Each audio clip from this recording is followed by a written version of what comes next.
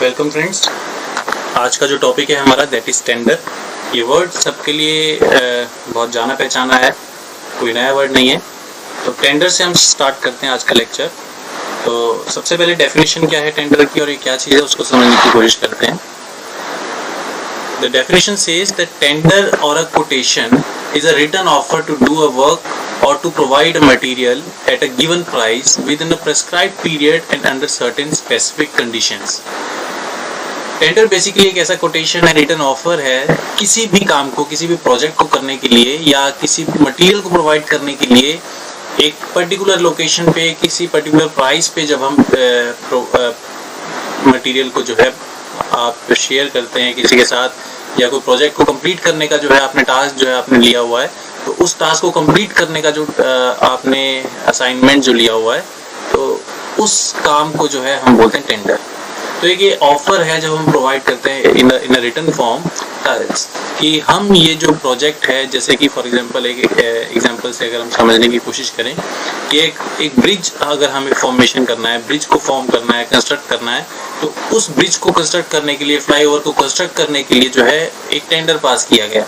तो एक written offer जो है अलग अलग कंपनी से, अलग अलग कंस्ट्रक्शन जो आपके बिल्डर्स हैं उन्होंने एक रिटन कोटेशन जो है आपको प्रोवाइड किया, जिसमें कि आपको सारी की सारी जो है कंडीशन उसमें प्रेस्क्राइब्ड होती हैं, जिसमें कि बताया जाएगा कि 6 महीने के अंदर, 4 महीने के अंदर या 1 साल के अंदर जो है इस असाइनमेंट को कंप्लीट किया जाएगा और क्या प्राइस होगा for that particular assignment complete करने के लिए। तो ये सारी चीजें जो है उसमें स्पेसिफाइड होंगी, तो that written offer will be called tender. अब रीजंस क्या है इस टेंडर को अडॉप्ट करने के, यहाँ पर कुछ 1-2 रीजन जो मेनली यहाँ पर है वो मैं आपको यहाँ पर डिस्कस कर रहा हूँ। Number 1 reason to adopt tender is purchasing the material at the most competitive rates. Competitive rates का मतलब क्या है कि जब एक से ज्यादा लोग जो है उस टेंडर में उस असाइनमेंट को अचीव करने के लिए जब हम काम करते हैं तो कंपटीशन हो जाता है।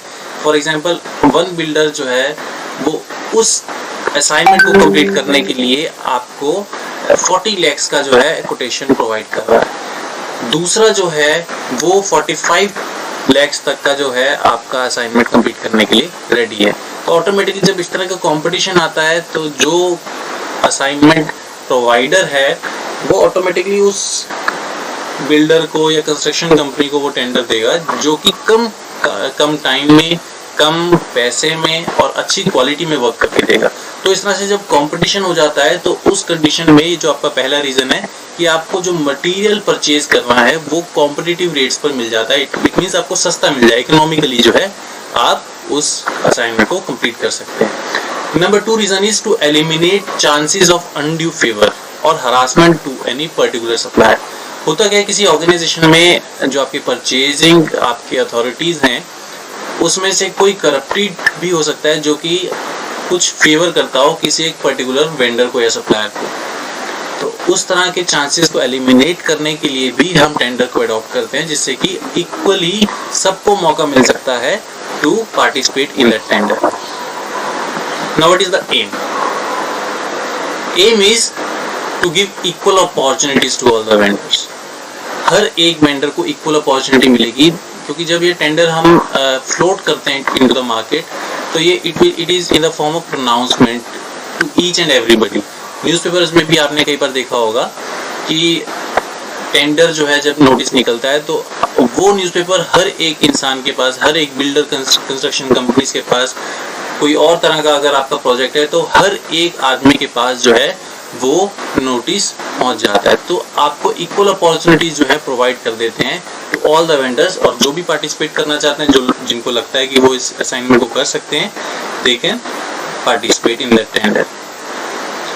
तो this is the main aim कि आप वेंडर्स को इक्वल अपॉर्चुनिटीज देते हैं, और इससे हमें फायदा भी ये होता है क्योंकि हर एक वेंडर को जब आप नोटिस देंगे तो हमारे पास ऑप्शंस जो हैं अवेलेबल वो भी ज्यादा होंगे। The system is common in government departments, public sector undertakings हैं या फिर किसी भी तरह के जो डिपार्टमेंट्स है उसमें वेरी कॉमन है। तो गवर्नमेंट हो चाहे प्राइवेट हो, इट इज कॉमन सिस्टम। और ये जो है जनरली अडॉप्ट किया जाता है फॉर हाई वैल्यू आइटम्स। छोटा मोटा काम हो तो तब तो हम इजीली किसी भी एक जो आपका वेंडर है, सप्लायर है, उससे आप जनरली परचेजिंग कर सकते हैं या जो भी आपको सामान खरीदना है आप ले सकते हैं। But for high value items you generally adopt tender system, क्योंकि यहाँ पर आपको हाई वैल्यू आइटम्स के लिए आपको अलग अलग सप्लायर से या जो आपके पास ऑप्शंस अवेलेबल हैं उसके अलावा भी क्या ऑप्शंस आपके पास हो सकते हैं, उन सब चीज़ों के ऊपर भी जो है हम फोकस करते हैं। Now, what are the types of tenders? Basically यहाँ पर हमारे पास 3 तरह के टेंडर्स का क्लासिफिकेशन है। Number 1 is single tender, number 2 is limited tender, 3rd is open tender. अब इनको एक एक करके जो है डिस्कस करते हैं। सबसे पहले सिंगल टेंडर क्या होता है? जब क्वालिटी जो है एक्सट्रीम इंपॉर्टेंस है, सिर्फ एक ही सिंगल आदमी, सिंगल कंपनी, सिंगल ऑर्गेनाइजेशन को हम जो है माल को, मटेरियल को सप्लाई करने के लिए हम नोटिस भेजते हैं। तो कोई एक रिलायबल फर्म हो सकती है which will be asked to supply the material. तो एक ऐसी फर्म है जो कि हमें पता है कि एक पर्टिकुलर फील्ड में स्पेशलाइज्ड है। फॉर एग्जांपल, अगर मेरे को एंटीनास खरीदने हैं फॉर टेलीकम्युनिकेशन कंपनी ऑर्गेनाइजेशन, तो उस कंडीशन में मुझे पता है कि एंटीनास अगर मेरे को परचेज करना है तो एक एंड्रयूज टेलीकम्युनिकेशंस कंपनी है, वो इस स्पेसिफिक पर्टिकुलर फील्ड में जो है स्पेशलाइज्ड है, तो वो हमें जो है मटेरियल बहुत अच्छे क्वालिटी का जो है प्रोवाइड कर सकती है। तो नोटिस जो है that will be sent to only that reliable firm. और इसमें जो रेट्स पहले से डिसाइड हो जाते हैं, क्योंकि टेंडर ऐसा नहीं है कि एक बार की परचेज है। It is always done for 5 years 10 years, जो भी आप पहले से डिसाइड कर लेते हैं कि इतने टाइम के लिए जो है रिलेशनशिप रहेगा। तो at rates as decided by mutual negotiations, पहले से जो डिसाइडेड है क्योंकि मैंने आपको बताया it is a written agreement. तो उस एग्रीमेंट के हिसाब से जो रेट्स पहले से डिसाइडेड हैं वो ही जो है आप परचेजिंग में यूज करेंगे। Number 2 is limited tender. तो लिमिटेड टेंडर जो है हम कब यूज करते हैं? When material is required, firms which are registered by the organisations will be invited to tender. तो कुछ एक ऑर्गेनाइजेशन जो हमारे साथ जुड़ी हुई हैं, इस जरूरी नहीं कि एक 10 20 25 depending upon the organisation size. तो आपके साथ हो सकता है कि 10 ऐसी ऑर्गेनाइजेशंस हैं जो वेंडर्स एंड सप्लायर्स हैं आपके साथ जुड़े हुए हैं।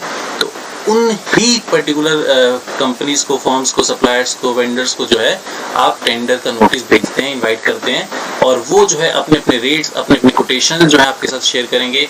देन वी विल डिसाइड, या परचेजिंग डिपार्टमेंट विल डिसाइड कि मोस्ट इकोनॉमिक ऑफर कौन सा है, जिसमें कि आपका पैसा भी बचेगा और क्वालिटी के साथ कॉम्प्रोमाइज़ नहीं हो रहा है। तो बहुत सारे ऐसे फैक्टर्स हैं जिनको दिमाग में रखते हुए आपको डिसाइड करना होता है कि कौन से वाले वेंडर्स से, सप्लायर्स से आपको परचेजिंग करनी है।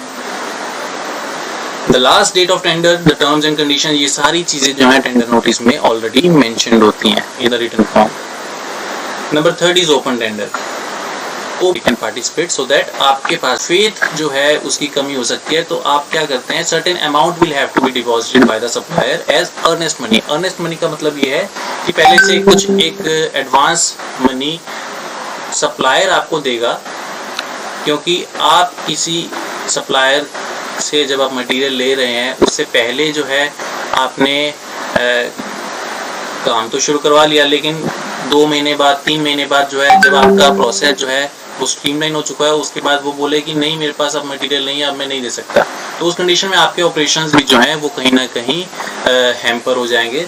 तो उस कंडीशन में आप कुछ अर्नेस्ट मनी जो है आपके पूरे टेंडर की जो अमाउंट है, जो कैपिटल है, उसका कुछ पार्ट जो है वो सप्लायर पहले आपको प्रोवाइड करता है एक श्योरिटी देने के लिए कि he will provide the material जब तक कि प्रोजेक्ट आपका कंप्लीट नहीं हो जाता। तो वो अर्नेस्ट मनी जो है that can be pay back to that supplier whenever the project is complete. उसके अलावा कुछ ग्लोबल टेंडर्स जो हैं वो इशू किए जाते हैं फॉर अ वेरी कॉस्टली और हाई टेक रिक्वायरमेंट्स के लिए। जैसे फॉर एग्जांपल मैंने आपको एक लास्ट क्लास में एक एग्जांपल दिया था कि एक पर्टिकुलर बिल्डिंग जो है very specialised, very high tech, आप अगर कुछ कंस्ट्रक्शन कर रहे हैं और अगर आप बोलें कि हमारी कंट्री में इतनी टेक्नोलॉजी नहीं है और अगर हम बनाएंगे तो उस काम को, उस प्रोजेक्ट को कंप्लीट करने के लिए जो है हमें हो सकता है 2 से 3 साल वो एडवांस्ड भी हो, तो उस कंडीशन में we offer global tenders. Next will discuss about purchase. Purchase भी कोई नया वर्ड नहीं है, परचेजिंग मीन्स सिंपली खरीदना, परचेजिंग करना। Procurement is another word for purchase. जब हम कंपनी में कोई चीज़ प्रोक्योर करते हैं, प्रोक्योर मतलब यह है कि खरीद कर अपने पास ओनरशिप ले लेना, तो उस डिपार्टमेंट के बारे में जो है हम थोड़ी सी यहाँ पर डिस्कशन करेंगे। तो उससे पहले लेकिन यहाँ पर हमें कुछ एक डेफिनेशन है, उनको हम डिस्कस करते हैं। Number 1 is liquidation. लिक्विडेशन जो है एक ऐसा इवेंट है जब कंपनी इनसॉल्वेंट हो जाती है। मतलब ये है कि जब उसने कुछ इंटरेस्ट जो है किसी इंटरेस्ट पर उसने कुछ लोन लिया हो किसी बैंक से, किसी शेयर होल्डर्स से, तो उन क्रेडिटर्स की का जो पैसा, जो देनदारी है, जो लायबिलिटी है, जब वो वापस नहीं कर पाए, when it can not repay, तो उस कंडीशन को जो है हम बोलते हैं लिक्विडेशन, कि कंपनी जो है इंसॉल्वेंट हो चुकी है। तो उस कंडीशन में हम क्या करते हैं कि कंपनीज के ऑपरेशन जो है उसको हम बंद कर देते हैं, और जितने भी उसके एसेट्स हैं, उसकी बिल्डिंग है, उसका इंफ्रास्ट्रक्चर है, उसको जो है हम डिवाइड कर देते हैं अमंग द क्रेडिटर्स, चाहे वो बैंक हो, चाहे वो शेयर होल्डर्स हो, अकॉर्डिंग टू देयर शेयर्स, जो कि उसकी कैपिटल में ऑलरेडी इन्वेस्टेड है, उसके अकॉर्डिंगली जो है हम उसको डिवाइड कर देते हैं। तो इस तरह से जो है सब कुछ स्ट्रीमलाइन किया जाता है। Number 2 is shares. It is already discussed in the last lectures, जब हमने जॉइंट स्टॉक कंपनी की बात की थी। तो shares are simply the units of ownership interest. किसी एक ऑर्गेनाइजेशन में, जैसे मैंने आपको एग्जांपल पहले दिया था, टाटा, बिरला, रिलायंस, इस तरह की जो अलग अलग फर्म्स हैं, कुछ अपने शेयर्स जो हैं वो फ्लोट करते हैं टू द मार्केट। तो अगर आपको कुछ शेयर्स खरीदने हैं, फॉर एग्जांपल एक शेयर अगर 10 रुपये का है, आपने 10 शेयर्स खरीद लिए, तो 100 रुपीज़ यू हैव पेड। तो उस ऑर्गेनाइजेशन में 100 रुपीज़ जो है आपने इन्वेस्ट किया है, and you have the ownership of 100 rupees in that form. तो अगर वो कंपनी प्रॉफिट कमाती है और 100 रुपये की जगह पर वो 1000 रुपये कमा रही है, तो ऑटोमेटिकली जो है आपका 10% जो है वो आपका भी इन्वेस्टमेंट है, तो वो 10% जो प्रॉफिट है वो। लेकिन इसमें हम, जैसे कि लिक्विडेशन में मैंने आपको बताया कि उसकी बिल्डिंग है, उसका इंफ्रास्ट्रक्चर है, फिजिकल एसेट्स जो है हम आपस में डिवाइड कर लेते हैं। वो डिपेंड करता है under the mutual understanding. But यहाँ पर डिबेंचर जो है that is not secured by physical assets. इसमें जो है we backed up only with the general credit worthiness in the context of money और मॉनेटरी फंड्स या रेपुटेशन ऑफ द इश्यूअर। तो कॉर्पोरेट वर्ल्ड में भी और गवर्नमेंट ऑर्गेनाइजेशंस में भी जो है हम इस तरह के बॉन्ड्स इशू करते हैं, जिसको हम बोलते हैं debentures, to secure the capital of the organisation और the firm. Then next to public enterprises. ये कुछ ऑटोनोमस और सेमी ऑटोनोमस कॉर्पोरेशंस हैं, जिसमें कि आपकी गवर्नमेंट भी जो है आपका इन्वेस्टमेंट देती है और सपोर्ट देती है। तो जनरली इसको जो है कंट्रोल किया जाता है या ऑन किया जाता है विद द स्टेट गवर्नमेंट। तो बोथ इंडस्ट्रियल कमर्शियल एक्टिविटीज़ के लिए जो है पब्लिक एंटरप्राइजेस जो है वो काम करती हैं।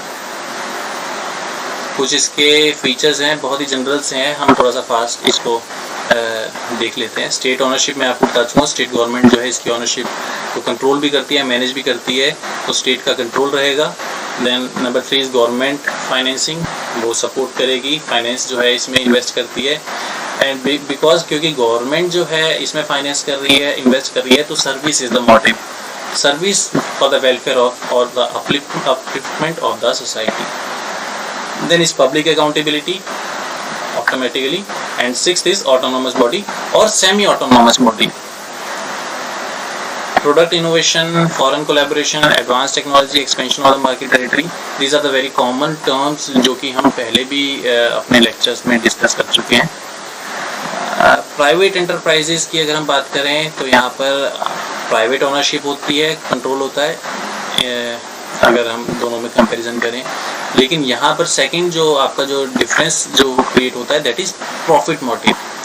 वहाँ पर पब्लिक एंटरप्राइज में अगर हम बात करें तो यहाँ पर नंबर 4 देखें, there was a motive of service. लेकिन जब प्राइवेट एंटरप्राइज की बात करते हैं तो यहाँ पर पॉइंट बी देखिए, it is profit, there is a motive of profit also.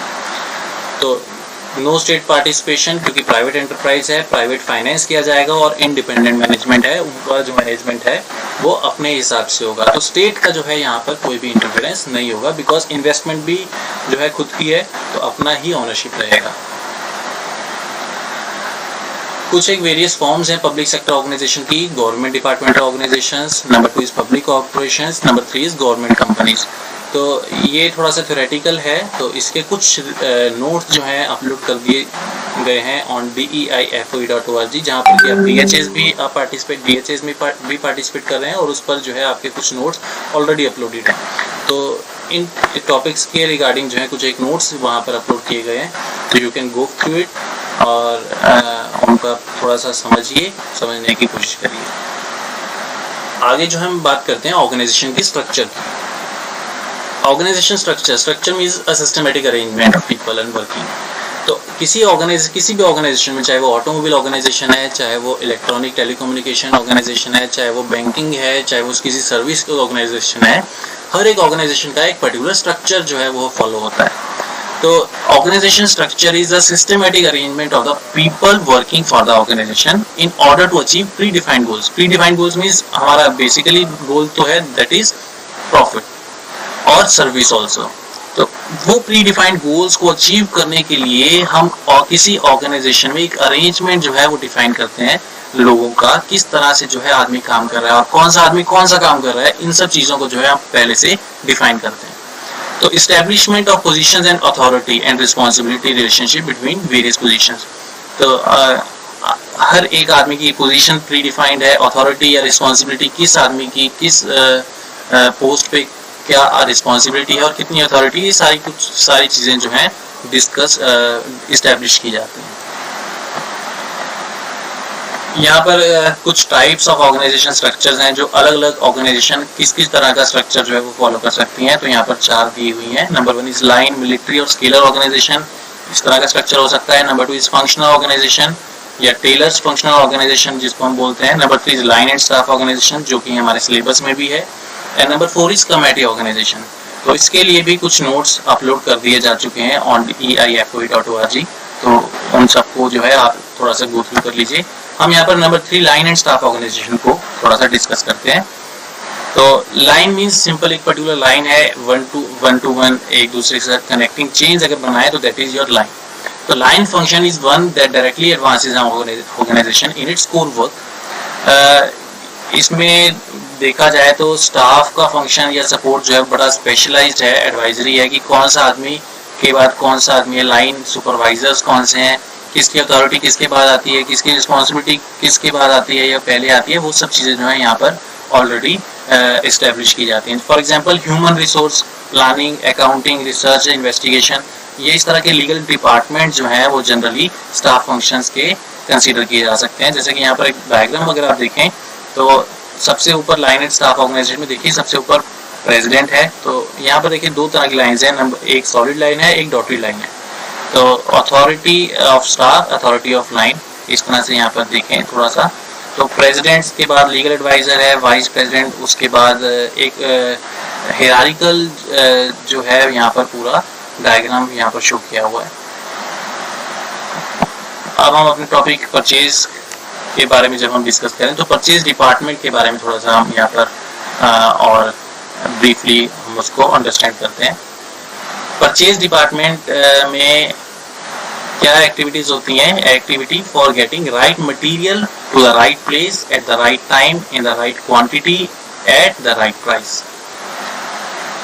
Purchase department actually procurement कर रहा है। किसी भी ऑर्गेनाइजेशन में कोई भी चीज जो है परचेज होकर आ रही है, चाहे वो स्टेशनरी है, चाहे वो ऑटोमोबाइल के पार्ट्स हैं, चाहे वो कोई मशीन है, किसी भी तरह का जो परचेजिंग हो रहा है that is purchase through purchase department. तो उसकी एक्टिविटी क्या है कि आपकी कंपनी के अंदर, आपके ऑर्गेनाइजेशन के अंदर या वर्क प्लेस के अंदर जो आपका मटेरियल जो आप परचेज कर रहे हैं वो बिल्कुल करेक्ट हो, right material to the right place, सही जगह पर हो, जहां पर पहुंचाना है वहीं पर पहुंचे, eight the right time, in the right quantity, quantity भी सही हो और राइट प्राइस, सस्ती भी हो और बढ़िया भी हो, क्वालिटी भी हो, क्वांटिटी भी सही हो, सही टाइम पर पहुंचे और सही जगह पर पहुंचे और सही मटेरियल पहुंचे। ये सब क्योंकि अगर जरूरत के समय पे आपको एकदम से इमीडिएटली सप्लाईज चाहिए, तो अगर आपका सप्लायर्स के साथ अच्छा रिलेशनशिप है तो उस कंडीशन में आपका जो है बिल्डिंग अगर स्ट्रांग है, रिलेशनशिप बिल्डिंग बहुत स्ट्रांग है, तो आपको जो है वो जितना है आपके टेंडर्स में आपका जो एग्रीमेंट हो चुका है उसके बाहर जाते हुए भी वो जो है आपको सपोर्ट कर सकता है। तो परचेज डिपार्टमेंट का ये बड़ा ही इंपॉर्टेंट रोल रहता है। जब आपको इमरजेंसी सप्लाई चाहिए होती है तो उस कंडीशन में आपका रिलेशनशिप कैसा है with the suppliers, it always matters. कुछ परचेजिंग फैक्ट्स यहाँ पर हैं, इनको हम डिस्कस कर लें। जो इंपॉर्टेंट है उनको मैं डिस्कस करता हूँ, बाकी जो है आप पढ़ सकते हैं। Purchasing is the function of buying goods and services from the external source to an organisation. Already logical है कि परचेजिंग जो है एक ऐसा फंक्शन है जिसमें कि हम गुड्स या सर्विसेज परचेज करते हैं from the outside of the organisation. Purchase management एक बहुत ही क्रूशियल एरिया है for the entire organisation, because इसमें जो है क्योंकि परचेजिंग है, सप्लायर्स है, बाहर से आपको आउटसोर्स करना है, तो रिलेशनशिप बिल्डिंग, तो एक इंटेंसिव मैनेजमेंट की जो है बहुत ज्यादा जरूरत है यहाँ पर।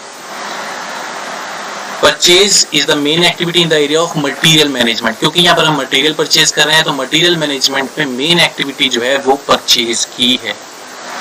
तो purchase is the first element which affects the product cost. Product की क्या कॉस्ट होने वाली है, इसका फर्स्ट एलिमेंट परचेज होगा। क्यों? क्योंकि अगर हम महंगी चीज परचेज कर रहे हैं तो ऑटोमेटिकली प्रोडक्ट जो बनेगा वो भी महंगा होगा, तो प्रोडक्ट की कॉस्ट भी ऑटोमेटिकली इंक्रीज हो जाएगी, और मार्केट में जब वो प्रोडक्ट उतरेगा तो उससे बहुत ज्यादा कंपटीशन फेस करना पड़ेगा। तो उस कंडीशन में अगर आपका प्रोडक्ट वही क्वालिटी दे रहा है जो कि आपका कंपटीशन जिस प्रोडक्ट के साथ है उसका भी आपका क्वालिटी सेम है, बट आपकी कॉस्ट ज्यादा है, तो ऑटोमेटिकली आप जो है बिजनेस में मार खा सकते हैं।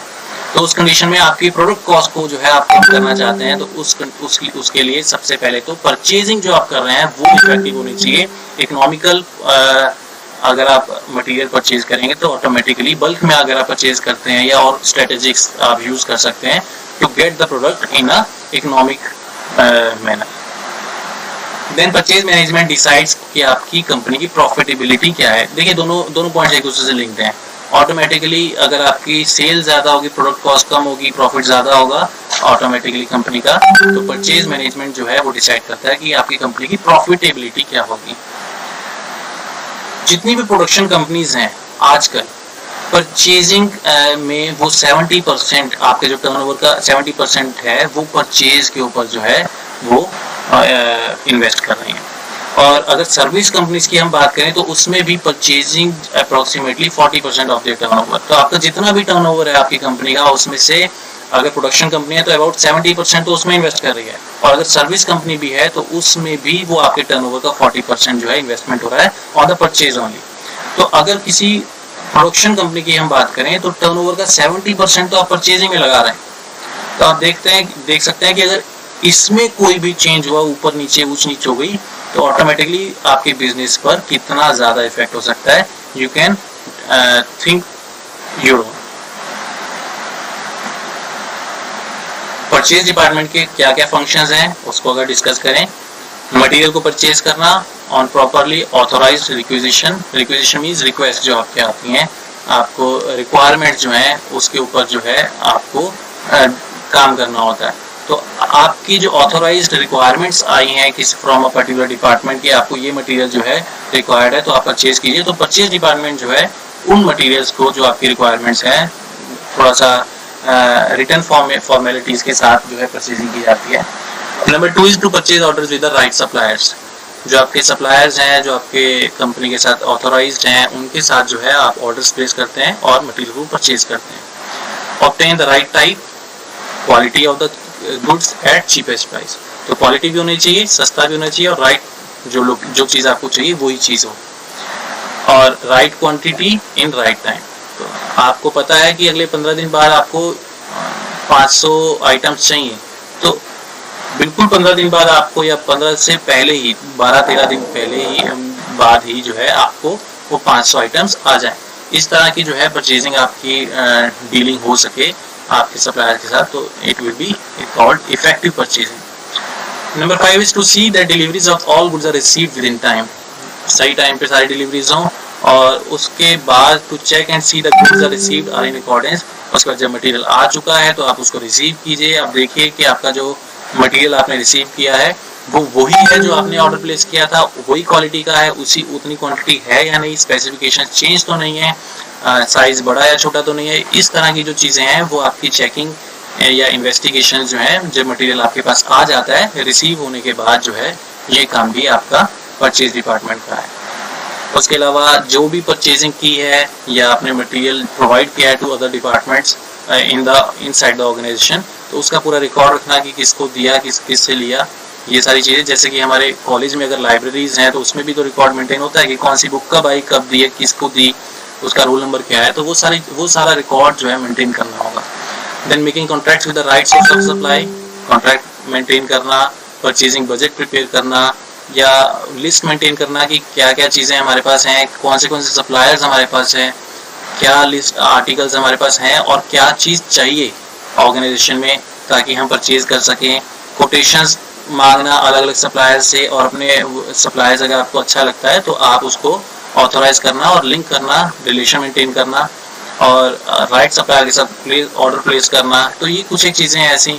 वेंडर्स के साथ जो है आपके पेमेंट्स का भी एक बड़ा इशू रहता है, तो आप ये भी इंश्योर करते हैं कि आपकी जो पेमेंट्स हैं वेंडर्स को साथ के साथ दे दी जाए। आपका मटेरियल आ गया तो with in 15 days 30 days what ever जो आपका एग्रीमेंट हुआ है, तो अगर एग्रीमेंट ऐसा है कि with after receiving the material 30 days के बाद जो है वेंडर को पेमेंट हो जाए। इसका ऑब्जेक्टिव ये भी है कि आप अपने डिपार्टमेंट के जो एक्सपेंसेस हैं उसको कम से कम करें। नए वेंडर्स और जो हमारे अच्छे वेंडर्स हैं उनके साथ बिल्डिंग रिलेशनशिप आपका एक ऑब्जेक्टिव हो सकता है। Good relation with the existing supplier, जो आपके पहले से एग्जिस्ट कर रहे हैं सप्लायर, उनके साथ रिलेशन मेंटेन करके रखें, उनसे मीटिंग्स करें, डीलिंग करें, डिस्कस करें कि क्या दिक्कत आ रही है पिछले हमारे सप्लाईज हुई हैं उसमें, या आगे हम उसको किस तरह से रेक्टिफाई कर सकते हैं। To maintain proper and up to date records of all the transaction, कितना मटेरियल गया, कितना हमने पेमेंट कर चुके हैं, ये सारा जो है आप रिकॉर्ड मेंटेन करें। Participating in development of new materials of products, है ना, तो आपके प्रोडक्ट इंप्रूवमेंट में भी जो है आप पार्टिसिपेट कर सकते हैं। To take the economic make or buy decisions, अगर आप ये सोचते हैं कि बनाएं, अगर उस चीज़ को अगर बना रहे हैं वो किसी एक पर्टिकुलर आइटम को, तो उसमें आपका 10 रुपीज़ पर पीस जो है आपका अगर कॉस्ट आ रहा है, लेकिन जब आप परचेज की हम जो है वो बना ले खरीदने से बेटर रहेगा। तो ये मेक और बाय डिसीजन जो है वो भी आपके परचेज डिपार्टमेंट का एक ऑब्जेक्टिव है। और to avoid stock out situation, stock out situation का मतलब ये है कि आपका प्रोसेस जो है कंपनी में चल रहा है, काम चल रहा है, तो बट आपका स्टॉक खत्म होने वाला है। अब स्टॉक खत्म होने से पहले अगर आपका मटेरियल अवेलेबल है तो आपका प्रोसेस और ऑटोमेटिकली स्ट्रीमलाइन चलता रहेगा। बट अगर स्टॉक खत्म हो जाएगा तो उस कंडीशन में पूरा का पूरा जो आपका प्रोसेस जो चल रहा है, जो वो पूरा का पूरा जो है मैन्युफैक्चरिंग प्रोसेस है या व्हाटएवर इंडस्ट्री इट इज, तो वहाँ पर स्टॉक खत्म ना होने देना जो है that is also an objective of purchase department, purchase management. कौन से मेथड्स हैं जिसके अकॉर्डिंगली हम परचेज कर सकते हैं? Number 1 is purchasing strictly by the requirement, जितना रिक्वायरमेंट है उतना ही परचेज करें। Purchasing for a specified period, अगले 6 महीने तक खरीदना है, अगले 1 साल तक के लिए खरीदना है, वो स्पेसिफाइड पीरियड के लिए। मार्केट परचेजिंग करनी है या कॉन्ट्रैक्ट परचेजिंग करनी है या सेंट्रल परचेजिंग करनी है। मार्केट परचेजिंग मतलब मार्केट में गए कुछ खरीदा ले आए। कॉन्ट्रैक्ट परचेजिंग मतलब किसी पर्टिकुलर सप्लायर से जो आपने कॉन्ट्रैक्ट किया हुआ है उन्हीं से जो है आपको परचेज करना है in a right quality and the right price जो आप पहले से डिसाइड कर चुके हैं। एंड सेंट्रल परचेजिंग है, या फिर लास्ट वाला अगर आप यहाँ पर पॉइंट देखें, through directorate general of supplies and disposal, ये कुछ एक गवर्नमेंट ऑर्गेनाइजेशन से, कुछ एक गवर्नमेंट आपके फॉर्म्स हैं जिनके थ्रू जो है आप सप्लाई लेते हैं। परचेजिंग साइकिल की अगर हम बात करें तो एक पूरा प्रोसेस कुछ यहाँ पर दिया हुआ है। तो परचेजिंग साइकिल यहाँ पर indent, purchase requisition, purchase quotation, एक एक करके मैं आपको बताऊं। इंडेंट इज सिंपली इंट्रोडक्शन, या आप जब किसी चीज़ को परचेज करने वाले होते हैं तो उस कंडीशन में आपकी रिक्वायरमेंट क्या है, तो आप उसको जो है रिटर्न फॉर्म में लेकर आते हैं और उसको हम परचेज रिक्विजिशन बोलते हैं। तो रिक्वायरमेंट आपकी क्या है परचेज की, वो आप डिस्कस करते हैं विद द डिपार्टमेंट, और परचेज डिपार्टमेंट को जो है वो हम रिक्वायरमेंट हमारे पास पहुंच जाती है।